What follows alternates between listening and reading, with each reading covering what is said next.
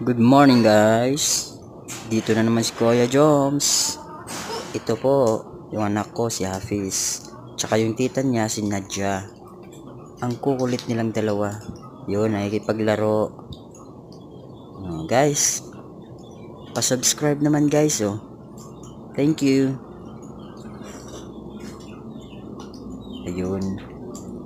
Sabi ni Hafiz, "Tita, maglaro tayo tita." Tapos yung isa din, napapagod. Oh, yun.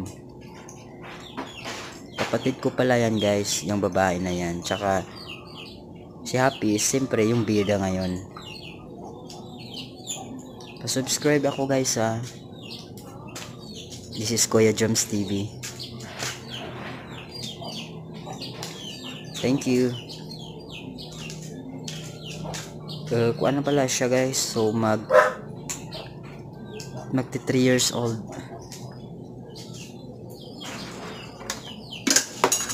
Yun lang guys. Thank you sa panonood. Bye bye.